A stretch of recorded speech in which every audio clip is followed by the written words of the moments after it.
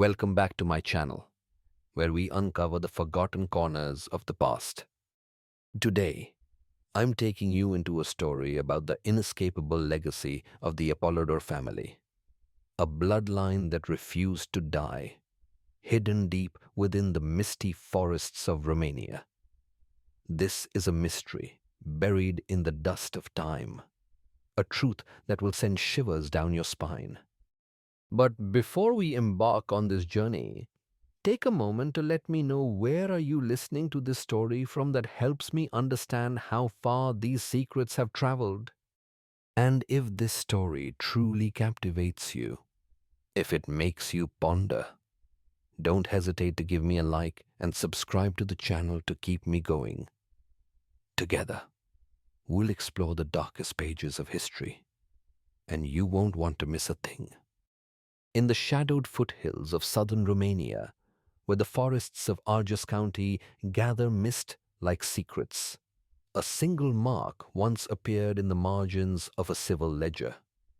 It was not a correction, nor a signature, but a spiral drawn with such precision that it seemed pressed into the paper by something colder than ink. The entry it replaced was a birth a boy, the first of his name in the Apolodor household. Within 3 days, the record vanished, leaving only that spiral, silent and unclaimed. The parish clerk who noticed it would never speak of it again. In the years that followed, the page itself yellowed and curled, but the spiral remained, dark and unyielding, as if it had been burned into the memory of the village itself. There are places in the world where history recoils, where the past is not merely forgotten, but actively erased. Corbani was such a place of village that did not appear on the earliest Austrian maps, a name that faded from census rolls and church registers, as if the land itself wished to be left alone. Yet, beneath the surface, something endured, something that refused to die. Nearly a century after the spiral first appeared, a road crew digging along the forest basin unearthed a crypt. 13 coffins, none older than 40, none named, lay in a perfect ring. The bodies inside were untouched by time, their faces serene, their hands folded as if in prayer. Affixed to the central coffin was a note, a single fragment of Latin nunperit, not perished. The discovery was quietly sealed away. The crypt was filled in. The story left to rot in the silence of official archives. But the spiral and the name it guarded would not be so easily buried. To understand how such a secret could survive, one must first step into the world that shaped it. Corbani, at the eastern edge of the Carpathians, was a village hidden in a crease of land, folded in on itself like bruised parchment. The roads leading in were little more than suggestions, seasonal tracks hemmed by pine and weather, vanishing beneath the weight of each new winter. Few knew the village existed, fewer still returned from it. The air in Corbani was thick with a silence that felt deliberate, as if the land itself conspired to keep its stories from wandering too far.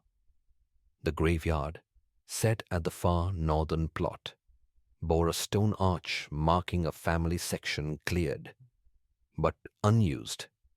Grass grew taller there, undisturbed by foot or hoof. Children avoided it, and even the elders, who remembered the old names, would not speak them aloud. According to the stonemason's account, he was once paid to carve a family crest on 6 headstones, but the stones were never retrieved. He later destroyed the commission records, muttering that he did not want his name touching theirs. The Apolodor manor perched just beyond the tree line, its steep gables cutting sharply into the sky. No chimney ever smoked. No livestock wandered its fields, though the signs of harvest were sometimes visible furrows in the earth. A scythe left leaning against a fence post, as if the work had been done by invisible hands. The windows, shuttered in daylight, glowed faintly at dusk. The glow was steady but cold, like firelight reflected in a mirror rather than fire itself. One census officer, in 1846, made the journey up the wooded hill to confirm the number of living residents. He returned 3 days later, unshaven, eyes unfocused, claiming he had counted 13 individuals, each of them healthy, each of them watching him without blinking. His report, filed without signature, suggested the family may have been tampering with population records. The local magistrate, when pressed, dismissed the concern. The Apolodors had always managed themselves, he said, and their isolation was no business of the crown. Suspicion in Corbani did not begin with science or scripture, but with rot or the lack of it. In 1831, a landslide disturbed part of the village hillside, unearthing a disused root cellar beneath an abandoned field. Among the fallen stone, 3 wooden boxes were found, sealed but unmarked. A boy, expecting apples, pried one open and found instead a preserved corpse, eyes sunken but unspoiled, as if death had paused mid-process. The other 2 boxes were never opened. The boy's family left Corbani that same month, selling their property to a trader who later abandoned it after reporting scratching beneath the floorboards. No legal inquiry followed. The priest at the time, a man who had served the region for over 4 decades, refused to even mention the name Apolodor in his records. In a final entry before retiring, he simply wrote, "There is no end to that line, and so it does not qualify for God's books." Even among families untrained in literacy, there lingered an intuitive unease about what it meant to never die. Children were told not to look directly at the manor when the sky turned red. Livestock refused to graze near the road that curved past their land. A midwife, in her final illness, confessed to delivering 2 children on that estate. Both, she said, emerged in silence, with steady, lidless eyes that did not seek the breast or mother. She claimed to have walked home in a fever for days afterward, forgetting her own child's name. Over time, suspicion hardened into a kind of ritual. The Apolodors were not spoken of at market or mentioned in prayer. Tradesmen were paid in advance, always in silver. No doors were knocked upon. No gifts were sent at Easter.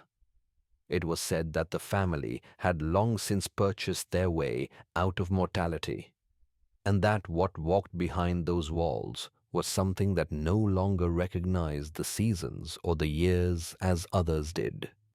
Yet, for all their isolation, the Apolodors were not entirely invisible.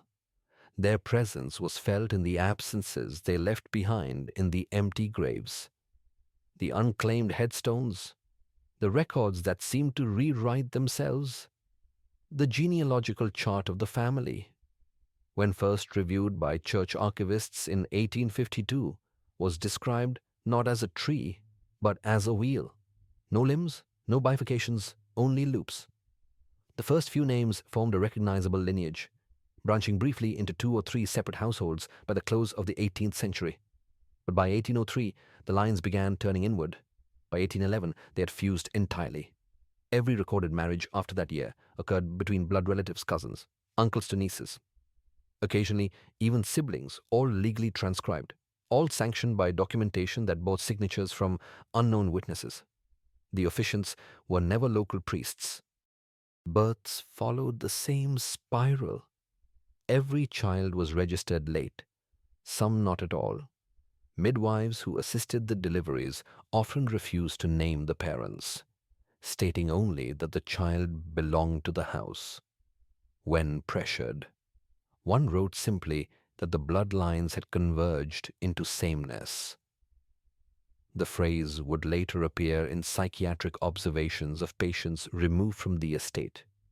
They too spoke of sameness, as if their bodies, memories, and even names were interchangeable. shuffled among one another without consequence or origin. Inside the manor, the rules of inheritance and identity seemed to dissolve. The younger faces bore identical features to the older ones' hair color, jaw lines, even the way they blinked. It was like looking at the same person in slightly altered clothes. Decades passed, and yet the mother and daughter figures remained indistinct.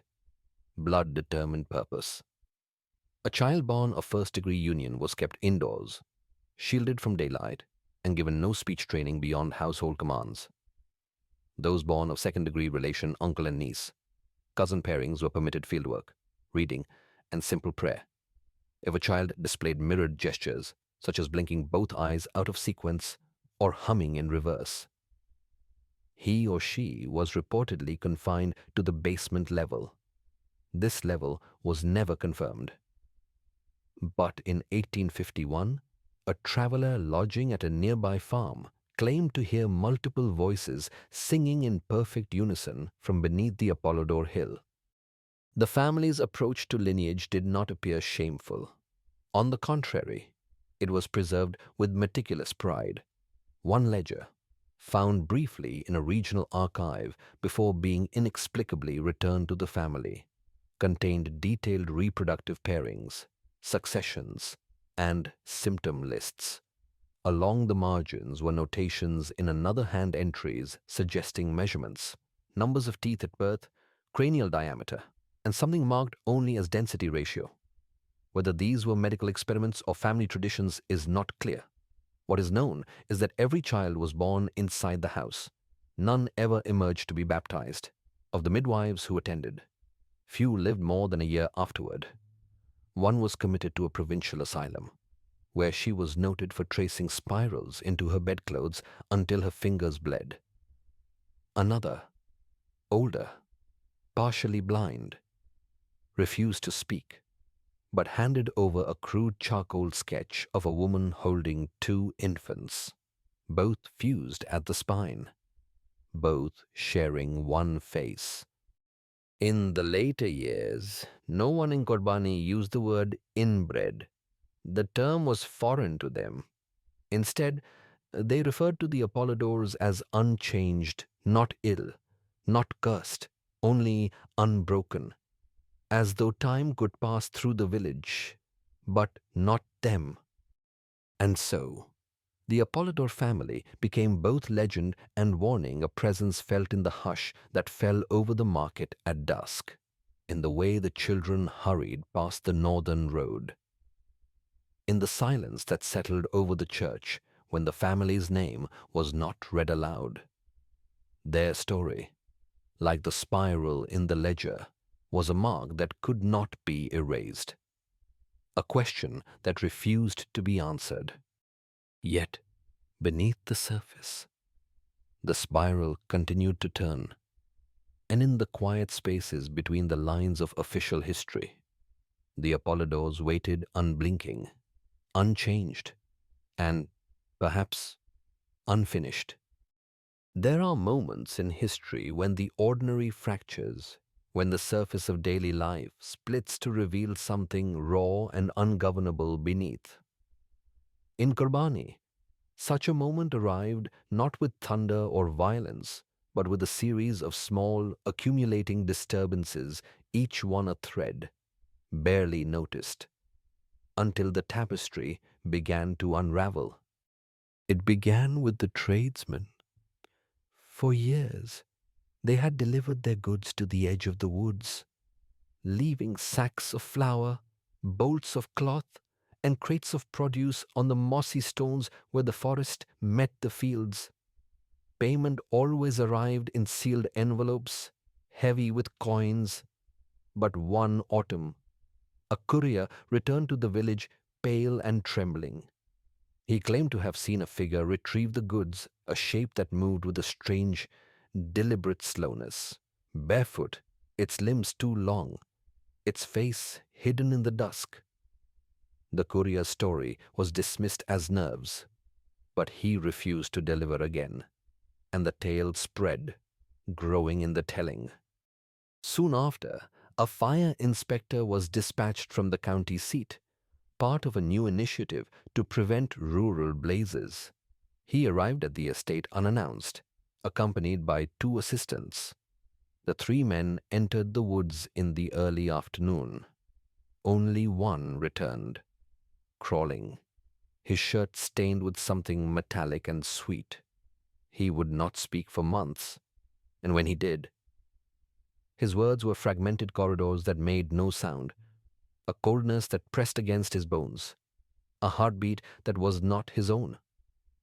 The physician who examined him noted a change in the man's pulse, not irregular, but foreign, as if the rhythm itself had shifted to a pattern unknown in medical literature. The villagers, already wary, began to avoid the estate altogether.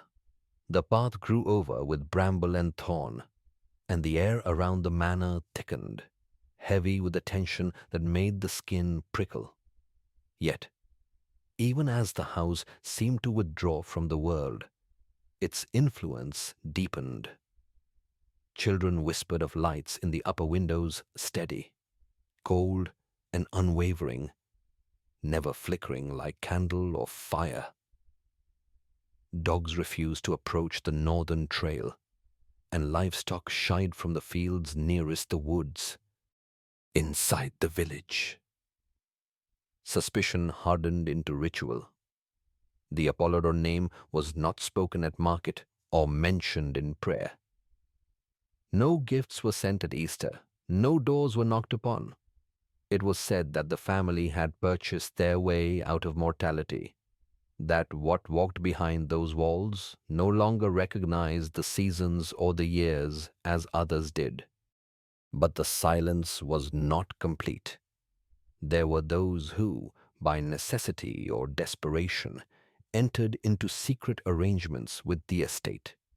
Girls from the poorest families were sometimes sent as servants, their mothers negotiating in whispers, their fathers never told. The girls did not return. One mother, whose daughter had been 16, received a folded shawl and a lock of hair by post, with no letter enclosed. She kept them sealed in a box until her death, refusing to speak of the matter even on her deathbed. The house itself resisted the passage of time. Its walls did not weather. Its shutters never rotted. During windstorms, neighboring roofs were torn off like paper. But the Apolodor manor remained untouched.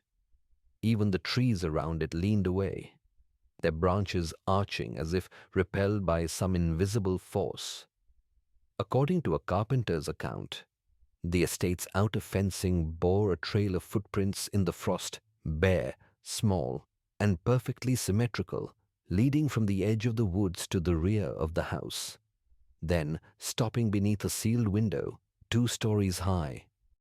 The first true fracture came with the arrival of a census officer, dispatched from the county seat with a satchel of forms and a mind sharpened by skepticism. He was a man of numbers, trained to see through superstition, and he approached the Apolodor estate with the confidence of one who believed in the order of things. Yet, as he crossed the threshold, a chill settled over him, a sensation not of cold, but of being watched by something patient and ancient. He was greeted not by a servant, but by silence. The entry hall was immaculate, the air heavy with the scent of wax and old stone. Portraits lined the walls, their subjects rendered in muted oils, each face eerily similar to the next. The officer paused before one canvas, noting the peculiar symmetry of the features, the same high cheekbones, the same dark, unblinking eyes. He made a note in his ledger, his hand trembling slightly. As he moved through the house, he counted 13 rooms, each furnished but devoid of personal effects. In the dining hall, a long table was set for a meal that had not been touched.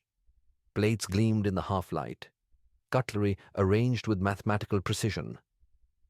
At the head of the table, a single chair was turned away from the rest, its back facing the window. The officer felt a sudden urge to leave, but duty compelled him onward. In the upper corridor, he found a door ajar. Inside, the air was colder, and the floorboards creaked beneath his weight. A cradle stood in the corner, draped in a thin, translucent cloth. He approached, heart pounding, and lifted the veil. The cradle was empty, but the impression of a small body remained pressed into the linen, as if a child had lain there moments before. On the wall above, a spiral had been scratched into the plaster, its lines deep and deliberate. The officer completed his survey in haste, his notes growing more erratic with each page. When he returned to the village, he submitted his report unsigned, stating only that the household contained 13 residents, all in good health, all present. He did not mention the spiral, nor the empty cradle, nor the way the portrait's eyes seemed to follow him as he left. Word of his visit spread quickly, fueling old fears and new speculation. Some whispered that the officer had been changed by what he saw, that he no longer slept through the night, that he had begun to trace circles on the margins of his own notebooks. Others dismissed the rumors as the product of rural imagination, but the sense of unease lingered, growing heavier with each passing week. It was not long before the village midwife was summoned to the estate. She was an aging woman, respected for her discretion and skill, and she accepted the summons with a mixture of dread and resignation. The journey to the manor was conducted in silence, her escort a figure she did not recognize, cloaked and hooded against the morning chill. As they approached the house, the path seemed to narrow, the trees pressing in until the sky was little more than a strip of gray above their heads. Inside, the birthing room was prepared with a precision that bordered on ritual. The walls were bare, the windows shuttered. The only light, a pale glow that seemed to emanate from the ceiling itself. The mother, unnamed in all surviving notes, lay silent and still, her face turned away. The birth was swift and bloodless. The child emerged without a cry, wrapped in a thin membrane that dried and flaked away as the midwife watched. She noted the absence of color in the infant's fingertips, the unnatural stiffness of the joints, the way the eyes opened and fixed on the rafters above, unblinking. For 12 minutes, the child did not move. Then, as the midwife reached to adjust the wrappings, the eyelids lifted. There was no breath, no motion of the chest, but beneath the fontanelle. A slow, steady pulse could be seen, a rhythm that did not rise or fall, but persisted, unwavering.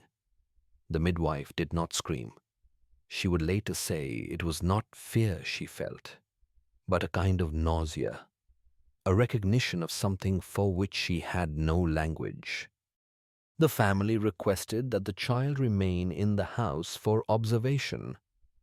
The midwife was paid in advance and dismissed before dusk. She walked home alone, her mind clouded by images she could not banish. In the weeks that followed, she refused all new cases, shuttered her windows, and was seen tracing spirals into the dust on her doorstep. As the months passed, the village began to notice changes at the manor. A pale light glowed in the upper windows each night. Always the same window, always the same hour. A local boy, wandering too close to the estate, claimed to see a figure standing behind the glass no taller than a chair, unmoving, eyes wide and black as ink. Dogs refused to approach the northern trail. The air around the house grew heavy, charged with a tension that made the skin prickle and the heart race. Then, one morning, a fire was seen burning low in the pasture behind the manor. By dawn, the fence was scorched, and a pile of small bones had been arranged in a near-perfect spiral at the center. There were no animals missing, no signs of violence. The villagers who gathered at the edge of the field spoke in whispers, their eyes darting to the house and back again. No one dared cross the boundary. It was during this time that the story of the twins began to circulate. According to a tax agent's brief annotation, 2 identical boys were seen tending sheep on the northern slope of the estate. They were described as 10 years old, with matching features and mirrored gaits. One walked with a limp, his body bent like an old man, while the other moved with vacant eyes and open lips, muttering in a language the agent did not recognize. The twins were never seen together by outsiders, yet their routines were perfectly synchronized, chewing in unison at opposite ends of the table, turning their heads in mirrored motions, one smiling constantly, the other weeping without sound. As the years passed, the differences between them grew starker. The elder twin developed symptoms of premature aging forgetfulness, tremors, hallucinations, while the younger grew more withdrawn, appearing at windows when no one had seen him enter, drawing the same eyeless face over and over on scraps of cloth. One evening, a fire burned low in the pasture, and the twins were seen walking the perimeter of a spiral of bones, hands clasped, their steps perfectly matched. By the time the census officer returned to inquire, both boys had vanished from all local accounts. The clothing line still held 2 small tunics, freshly washed, but no one would speak of the twins again. A neighbor passing through the woods claimed to hear rhythmic tapping against the windows that night twice. Then silence. The story of the twins marked a turning point in the village's relationship with the Apolodor estate. Fear gave way to resignation, and the boundaries between the house and the world outside grew sharper, more absolute. The manor became less a home and more a boundary, a place where the rules of life and death no longer applied, where time itself seemed to fold and repeat. Yet, even as the village tried to forget, the evidence of something unnatural persisted. The spiral reappeared in unexpected places, scratched into the bark of trees, traced in frost on window panes, pressed into the dust of the church's stone floor. The number 13 became a quiet obsession, a pattern that recurred in census records, in the arrangement of chairs at the manor's table, in the unclaimed graves at the edge of the cemetery. It was as if the family and the house that contained them had become a kind of engine turning, repeating, refusing to end. And in the heart of that engine, something waited, unblinking, unchanged, and perhaps unfinished. The first undeniable evidence emerged not from rumor, but from the earth itself. In the spring, when the thaw loosened the soil and the river ran high, a team of road workers, tasked with widening the old path near the northern woods, struck stone beneath a collapsed embankment. What they uncovered was not a foundation, but the mouth of a crypt, its entrance marked by a half-eroded arch, carved with 13 interlocking circles. No cross, no name, no date. The villagers who gathered at the site stood in silence, their faces pale, as the workers pried open the heavy door. Inside, the air was dry and cold, untouched by the dampness of the world above. 13 coffins, identical in size and shape, were arranged in a perfect ring along the chamber's circular wall. Each was sealed, the wood pale and unblemished, the grain smooth as glass.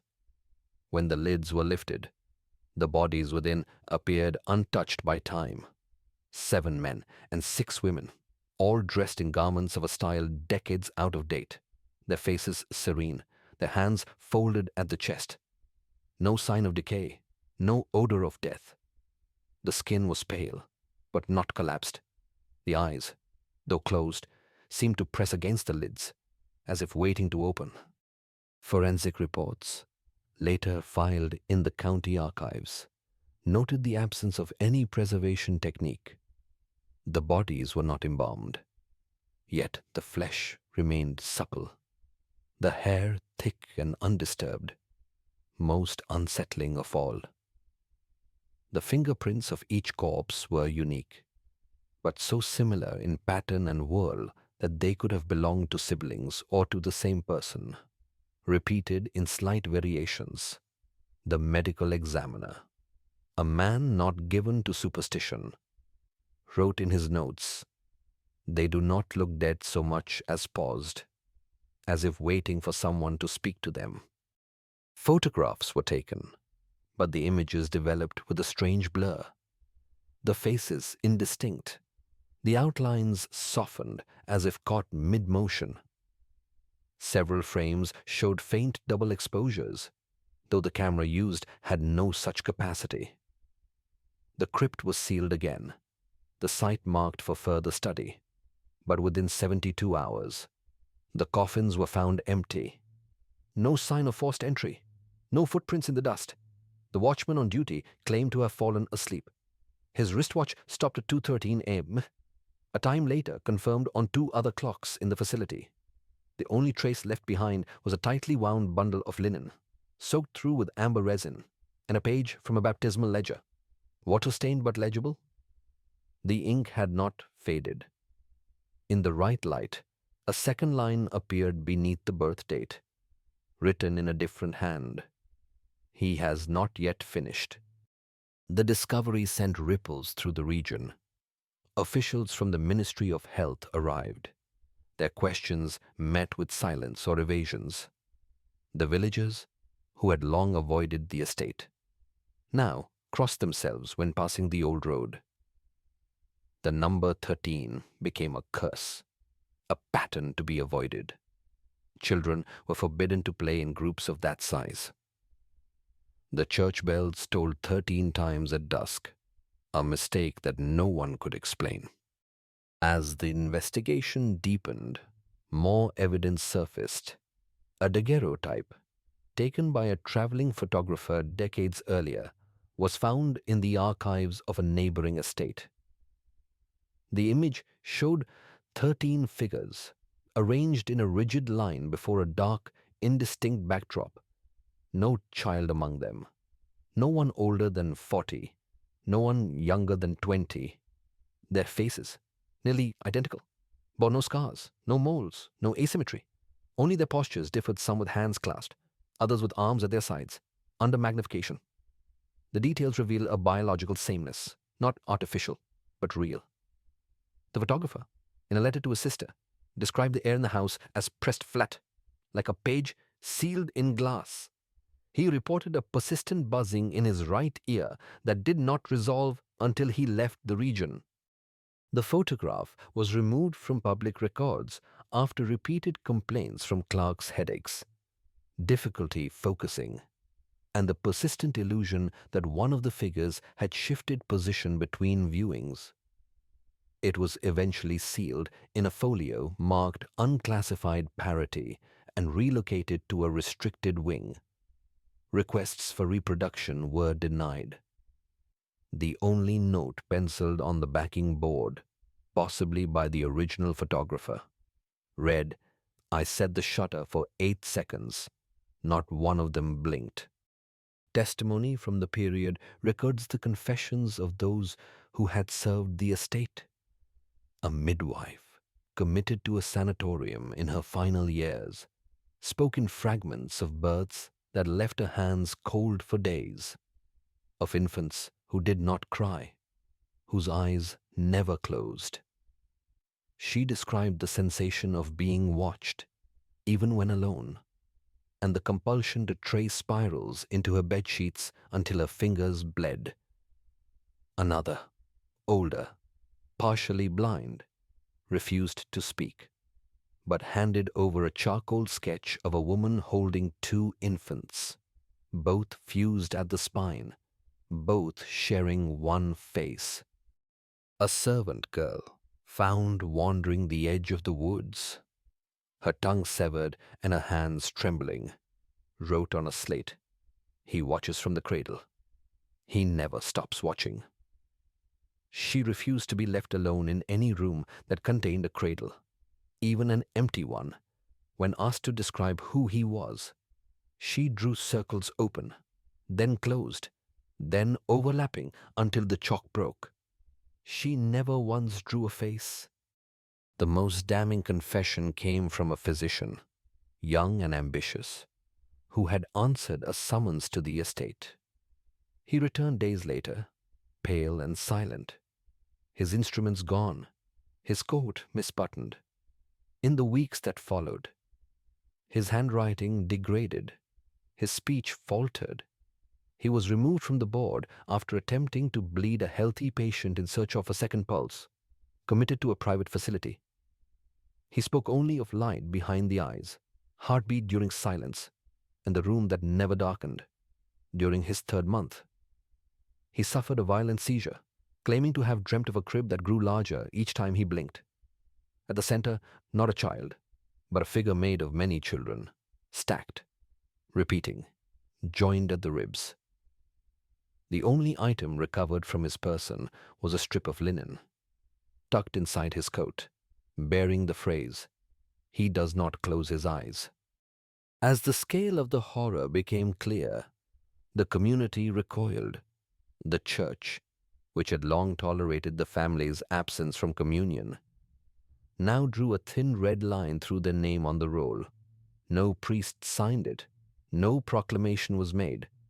When the family arrived for Mass, the chalice was placed on the altar and left untouched until they departed. Their absence was noted by no one. Even their names seemed to slide from memory. The bishop's office received a petition from a traveling curate who reported an incident during a home blessing near the estate boundary. As he sprinkled water toward the land, the droplets hung in the air, drifting as if caught in a hidden current, never touching the ground. The horses refused to move forward. He felt faint and returned without completing the rite. In a private letter, preserved only in fragments, the curate described reviewing confessions kept in the church's inner archive. Among them was a sheet with no name, dated with the day of the girl's visit, listing sins in order of severity, ending with a phrase in Latin, "I remember when the first one burned." The ink darkened under lamplight, as if freshly written. The legal response was as ambiguous as the evidence. The estate was never seized. The family never charged. The records, when reviewed, showed no deaths, no births, no marriages, only the number 13, repeated across generations. The census books, when cross-referenced, revealed names reappearing under different decades, birth dates redacted and re-entered, entire families with their generational order reversed. Fathers appeared younger than their sons. Widows were listed beside spouses marked still living. Only the Apolodor surname was affected. When the ministry sent an inspector to review the physical archives, he found the cabinet containing census supplements locked and nailed shut from the inside. When forced open, the drawers revealed dozens of duplicate forms, pages that matched not only in content, but in penmanship. The ink marks aligned. The signatures overlapped. They had not been copied. They had been rewritten. The same names, the same physical height and weight, the same household positions, repeated across generations, not passed down, reinstated. The villagers, when questioned, denied any knowledge of falsification. One elderly farmer, when pressed about a boy listed as his brother in one record and as his son in another, stated only, "The names come back when they're needed."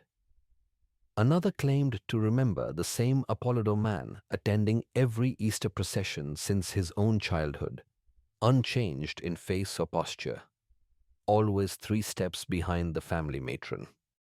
The estate itself became a boundary, a place where the rules of life and death no longer applied. The house was not a home, but a marker, a line that could not be crossed, a question that could not be answered. The land around it grew barren, the path overgrown, the air heavy with a silence that pressed against the skin. In the end, there was no trial, no reckoning. The family faded from the records, their names erased, their faces forgotten.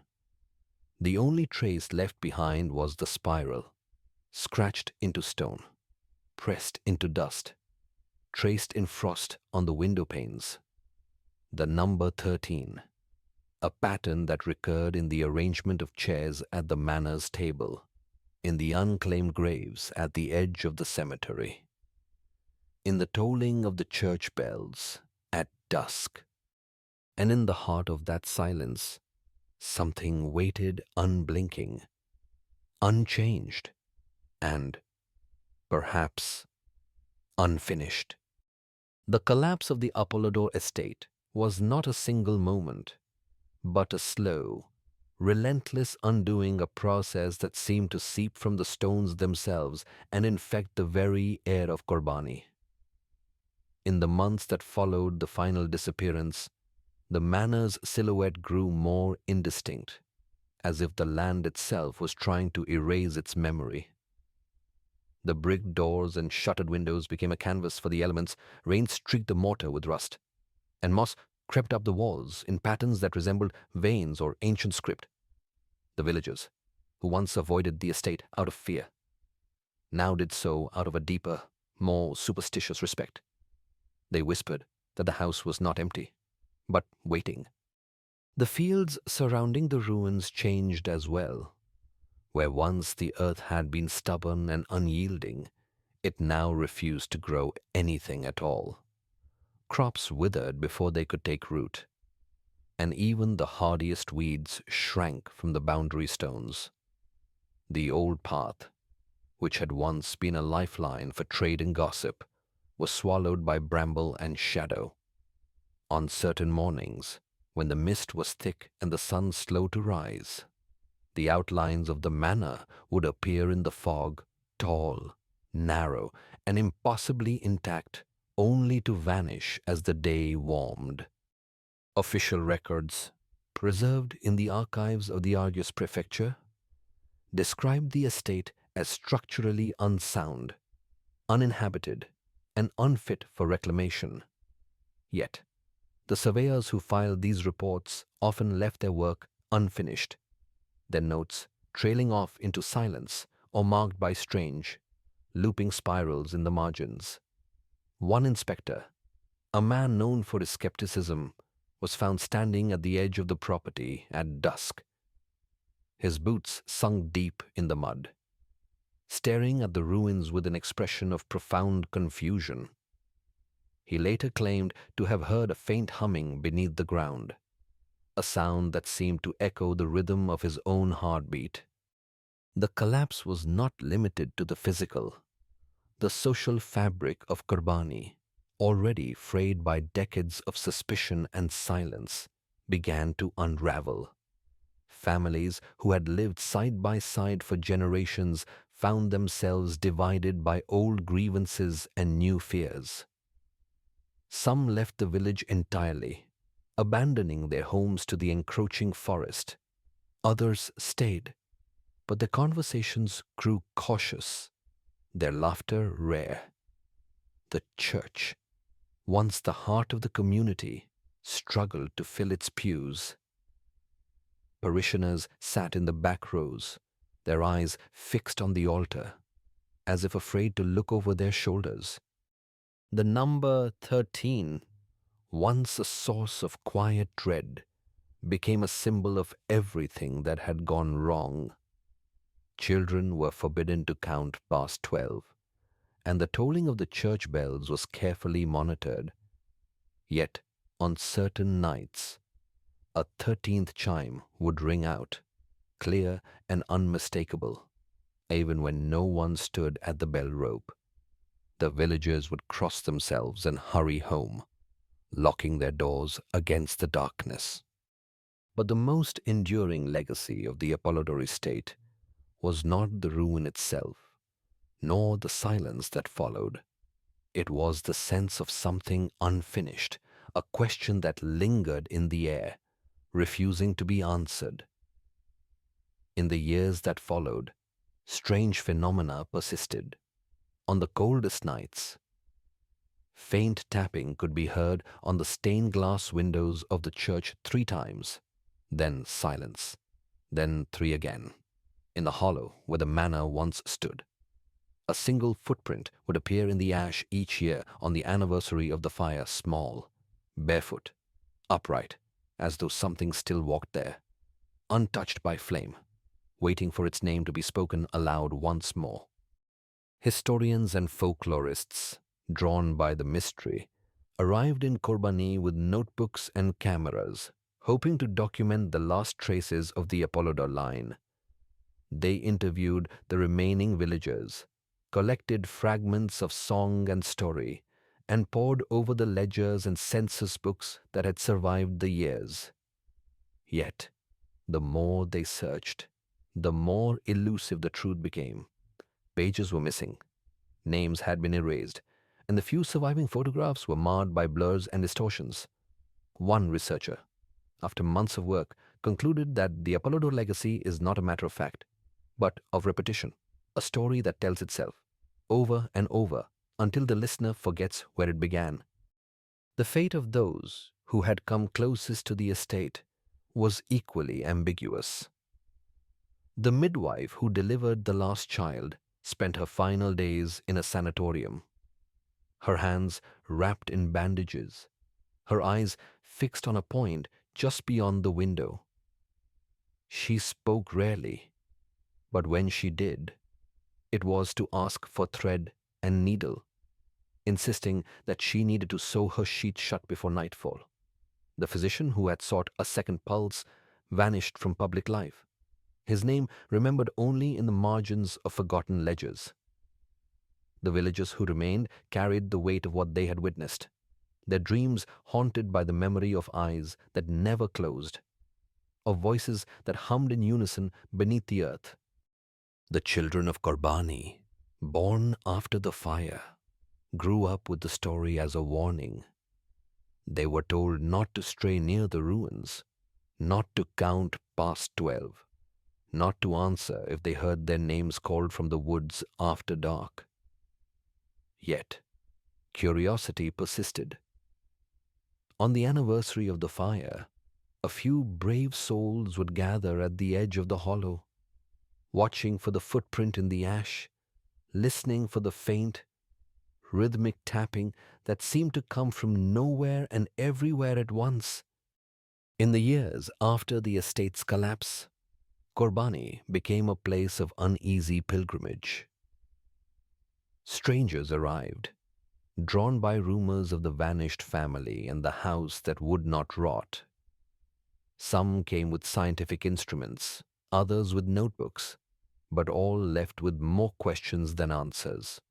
Their equipment failed, their notes grew erratic, and their dreams were troubled by visions of spirals and faces glimpsed in the fog. The villagers, wary of outsiders, offered little hospitality, even among themselves. The memory of the Apolodor estate was a living thing, shifting with each retelling. Some said the house had sunk into the earth, others that it still stood, invisible to those who did not know how to look. Children invented games around the ruins, daring each other to run to the old boundary stones and back before midnight. On certain nights, a pale light would flicker in the hollow, and the bravest would claim to see a small figure standing where the manor's highest window once was. The church, too, bore the scars of the estate's legacy. The stained glass grew dull. Parishioners reported feeling watched during Mass, and the priest began to leave the doors unlocked at night, hoping whatever haunted the village would find peace within the sanctuary's walls. Dreams became a currency of fear and fascination. Villagers spoke of seeing lost relatives in their sleep, of waking to find spirals traced in frost on their windowsills. Some claimed to hear singing from beneath the earth on windless nights, a chorus of voices, perfectly in tune, rising and falling with the rhythm of the old church bell. The fate of the Apolodor bloodline became endless speculation. Some believed a single heir survived, hidden among the villagers. Others argued the family had never truly existed, that the saga was a collective hallucination. Yet, every spring, the footprint would reappear in the ash, and every autumn, the church bell would ring 13 times, no matter how carefully the ropes were counted. The psychological toll on the community was profound. Anxiety and insomnia became common. The local doctor began to prescribe sleeping draughts and was seen pacing the churchyard at night. The sense of unfinished business, of a story left unresolved, became a weight that pressed on every heart. In the capital, archivists debated the lone baptismal record. Its message: he has not yet finished a riddle that defied translation. Some called it a warning, others a prophecy. As the decades passed, the story faded from official memory, but persisted in the margins, in the way villagers counted their children, in the hush that fell over the market at dusk, in the reluctance to speak certain names aloud. And so, the question remains, what is the true cost of secrets kept in darkness? Is it better to forget, or to remember, to bury the past, or to let it rise and speak? The Apolodor estate stands as a testament to the dangers of silence, to the power of memory, and to the persistence of things left unfinished.